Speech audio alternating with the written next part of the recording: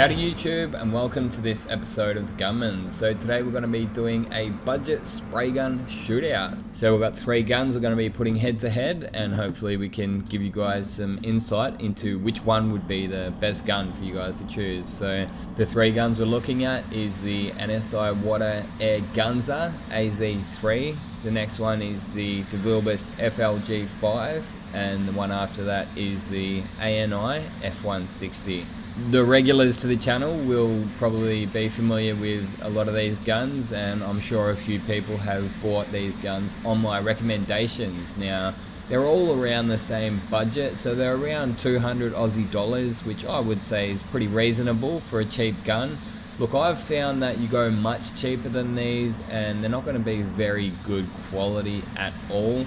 And even some of these guns themselves do have a few little question marks over the top of them as well. None of these are made to as good quality standards as the middle of the range or top of the range guns, obviously, as you would expect. Now, we're starting off here with the Airgunsa AZ3.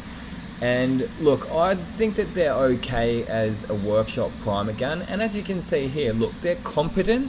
I was like doing the editing on this video and I'm thinking, what am I gonna say when I do this video? And look, they're competent, but they're nothing special. They don't stand out. Look, what I've found on this gun here is it's got a bit of a small fan on it. As you can see there, it does have a bit of a small fan. So that means that, especially with the base coat stage, you've got to hold the gun back before you get full fan. Can you see it's like quite a gradual opening up of that fan? So even when it does get to full fan, it's actually quite a far way away from the head of the spray gun itself, or from the air cap of the spray gun.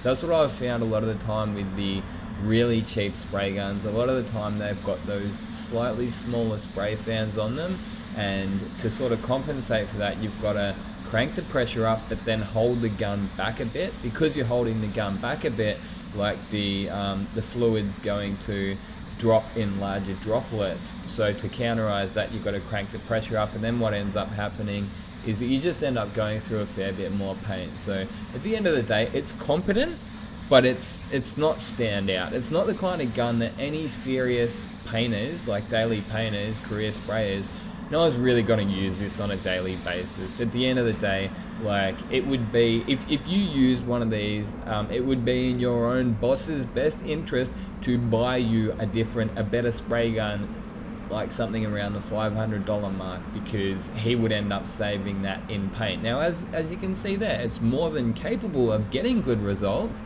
So it was able to spray the Stando Blue, no dramas at all. So that's the waterborne base coat. It can spray the clear coats, no dramas.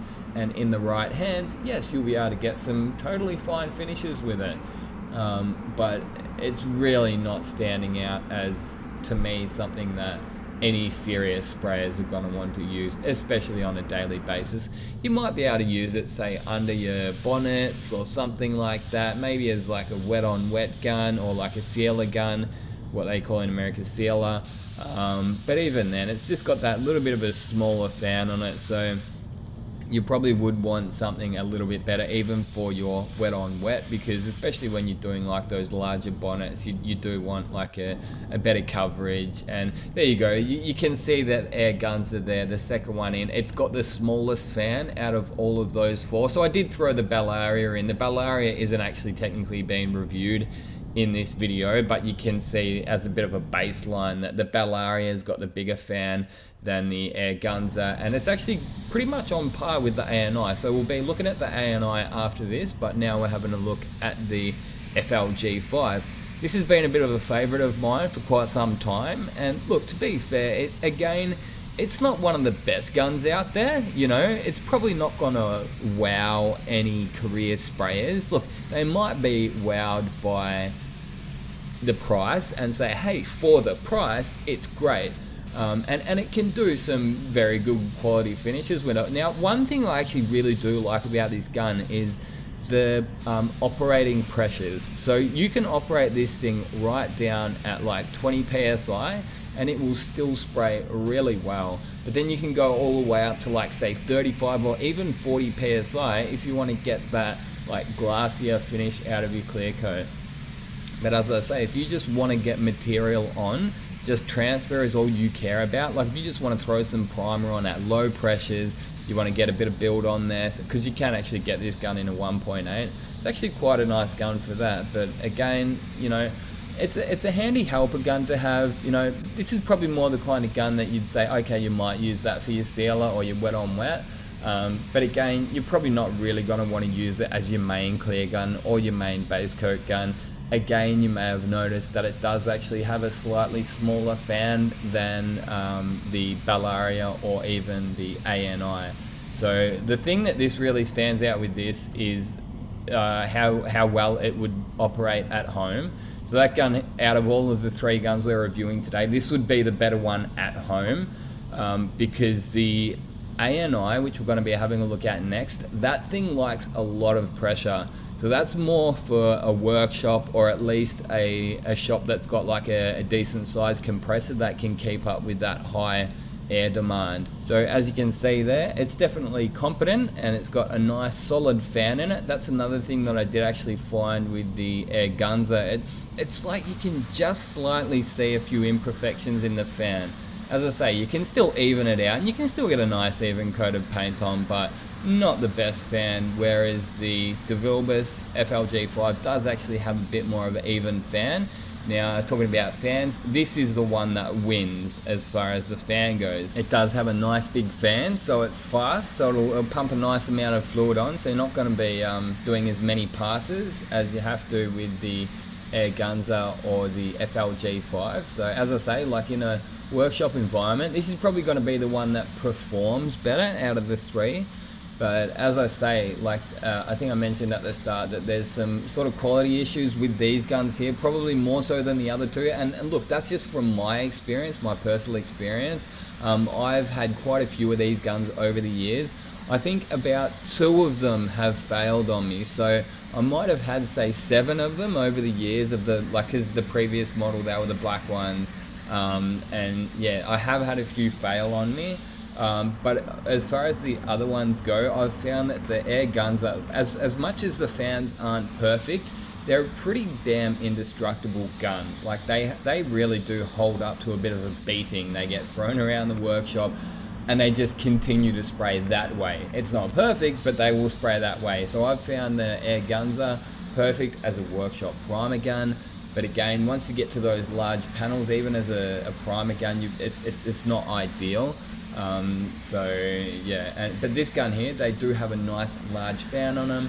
However, I've had a few of them fail on me. So at the end of the day, it's only a $200 gun. I mean, you might have to check the current exchange rate. So I got these from the UK, and that may vary, but I think it was like $150 to $200. So they're definitely on the cheaper end. And it's a bit of a letdown, because they really nailed the atomization. As you can see there, like a $200 gun spraying base coat that well, like the Stando Blue that well, that's pretty impressive. And even here for the clear coat, nice large and nice even fan on it. You can barely fault that fan. In fact, I can't fault that fan. Even for clear coat here, it lays down a really nice wet even coat of clear coat. This is something that honestly, like, I would paint, like at the moment I'm actually working in a high-end prestige workshop. I would honestly use these guns across the board. I would use it from wet on wet to primer, and you can get these guns in a wide range of fluid tip sizes. But as I say, you know, it's one of those things, but for $150 or $200, when you do get the one that fails, you'd be like, oh well, I'm still ahead, you know, I'm not spending $1,500 on a starter jet, and it sprays just as good as the starter jet. So, you know, there's definitely a good excuse to buy these guns. And to be fair, like, I don't use them as much as I should do. Like, going back and looking at this footage, it's like, man, these things are a weapon. So yeah, out of the 3, I would say this is the best gun. But as I say, unfortunately, the build quality does let them down a bit. So look, at the end of the day, us career sprayers, that's why we go for middle to top of the range quality tools, you know. Like when you go for your Pro Light, your Bellaria, or those type of guns, sort of like the $400 up guns, you're gonna be getting something that's going to last you a lot longer than these ones. And as I say, like, you might get lucky with one of these and it might last you for like 5 or 10 years, and then you'll need to replace it, you know. but on the other hand, you might be unlucky and you might be replacing them every 6 to 12 months. So, but have a look at that. That's one hell of a nice coat of clear for an ultra cheap spray gun. Another thing I was meaning to mention is, like, if you were to give me the choice between using a $1,500 starter jet and some cheap Challenger clear, or using this ANI $150 gun or $200 gun with the most high-end clear, I would take the cheap gun and the high-end clear any day. Because at the end of the day, you can always buff it up, or you can sand it back flat and then buff it up.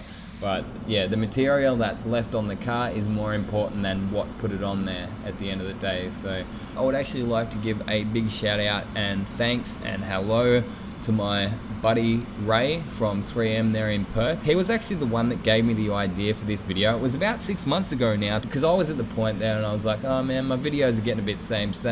I don't have any ideas. And he's like, oh, why don't you do like a shootout with you know, a few of the cheap spray guns? And I'm like, you know what, that's a good idea. So he was the one that gave me the idea for doing this video, and thanks Ray. I hope you and your family are doing really well over there in Perth. Until next time, get out there and paint some shit. I'd like to say a big thanks to everyone for watching, and if you'd like to support the channel further, you're more than welcome to go over and check out some of the merchandise we've got. My personal favourite is those spray suits, so they're a good quality Colad branded spray suit with the Gunman logo on it. There's also hats, drink coolers, hoodies and t-shirts, so be sure to go over and check out the link in the description if you are interested.